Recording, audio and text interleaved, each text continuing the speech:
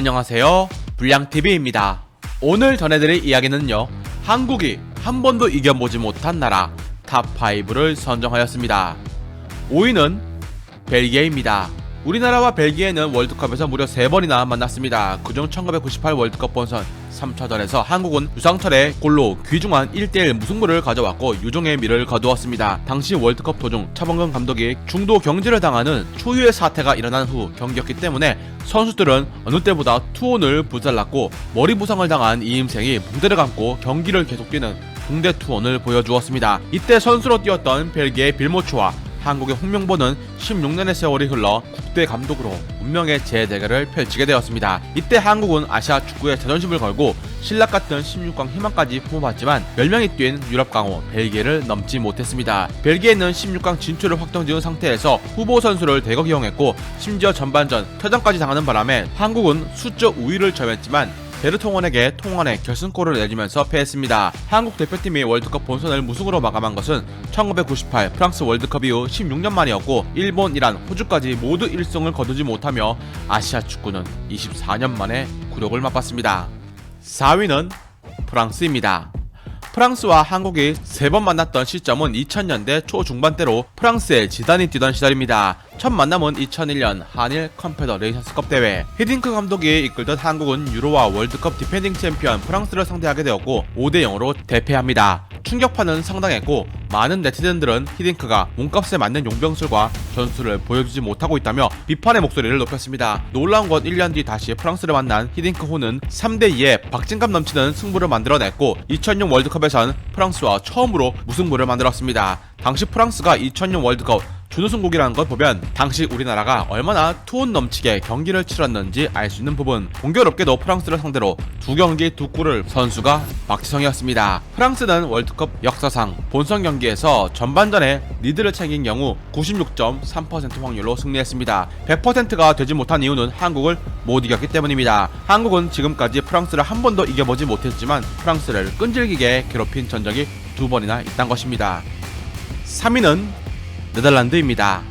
한국과 네덜란드가 처음 만난 것은 1998 월드컵. 이 당시 네덜란드는 시대의 명장 거스 히딩크 감독을 필두로 베르캄프, 에드가 다비즈, 마크 오베르만스 등 유럽 명문 클럽에서 맹활약하는 선수들을 앞세운 초호화 군단이었습니다. 네덜란드의 기량 앞에서 한국은 철저하게 유린당했고 결과는 모두가 알다시피 5대0. 당시 대표팀을 이끌던 차범근 감독은 한국 축구 역사상 최초로 월드컵 대회 도중 경질되는 수모를 겪었습니다. 비록 네덜란드전 김병지가 5골이나 허용하게 됐지만 본선 골키퍼 중 2위에 해당하는 선방률을 자랑했을 정도. 9년 뒤 네덜란드를 한국으로 불러들인 뒤 재대결을 펼쳤지만 결과는 0대2 완패였습니다. 당시 함부르크에서 뛰던 반더바르트에게 멀티골을 허용하며 무너지고 말았죠. 당시 네덜란드 감독이던 반바스텐은 이천수의 움직임을 높이 평가했습니다. 과거보다 무게감을 덜고 20대 초반에 스네이더, 반더바르트, 훈텔라르를 내세워서 네덜란드는 한국을 또 제압을 했습니다.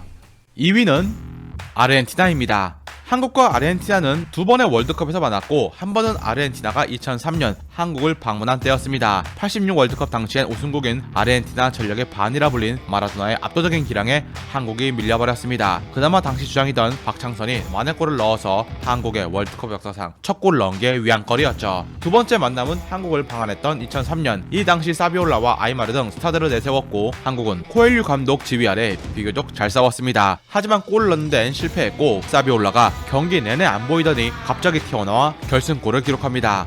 코엘료는 당시 지휘봉을 잡고 5경기를 치르는 동안 단 한 골밖에 뽑지 못하는 킬러 부대에서 벗어나지 못합니다. 2010 월드컵에서 다시 만난 아르헨티나. 당시 이구아인, 메시를 비롯한 젊고 유능한 공격수가 있었고 한국은 이청용이 만회골을 넣긴 했지만 무려 4골을 내줍니다.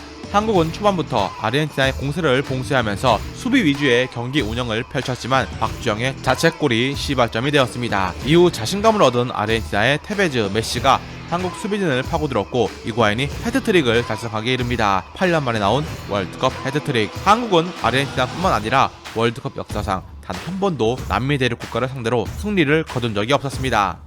대망의 1위는 스페인입니다.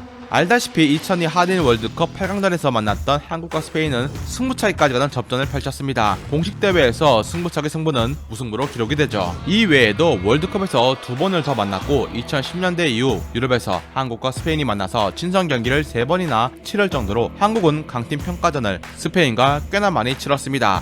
과거보다 최근 경기에서 참패가 더 많은 게 사실이었습니다. 2012 유로 대회가 열리기 전 스페인은 그야말로 세계 최강의 팀으로 그해 열린 유로에서 이탈리아, 프랑스를 박살내며 왕좌에 올랐습니다. 우리나라는 이 당시 최강의 감독이 이끄는 팀이었고 전 후반 90분 내내 불안한 수비의 허덕입니다. 스페인의 막강 전력을 고려하더라도 한국의 골문은 뻥 뚫린 것이나 다름없었죠. 그나마 4실점 한 것도 운이 따랐기 때문이었습니다. 당시 스페인의 델보스케 감독은 토레스와 후안 마타, 다비드 실바를 모두 투입했습니다. 산티 카솔라가 함께 2선 공격을 구성했고 사비 얼론소와 베냐트가 중앙 미드필더로 나섰습니다. 베냐트가 누구야 하는 사람들도 있었는데 이 당시 이니에스타, 사비, 부스케츠 등 황금 미들진이 없어 2.5군 취급을 당했지만 베냐트는 한국의 미들진을 압살하며 도움까지 기록합니다. 4년 뒤 다시 스페인을 친선 경기에서 만난 한국은 무려 6골을 헌납하면서 와르르 무너졌는데 한국 축구가 한 경기에서 6골을 내준 것은 1996년 12월 아시안컵 8강에서 이란에 2대6으로 패한 이후 20년 만이었습니다. 즐겁게 보셨다면 구독과 좋아요 클릭을 부탁드립니다. 다음 이야기에선 한 해 월드컵 우승, 챔스 우승, 리그 우승, 컵대회 우승까지 축구 역사상 유일한 대기록을 세운 선수 한 분에 대해서 소개해드리고자 합니다.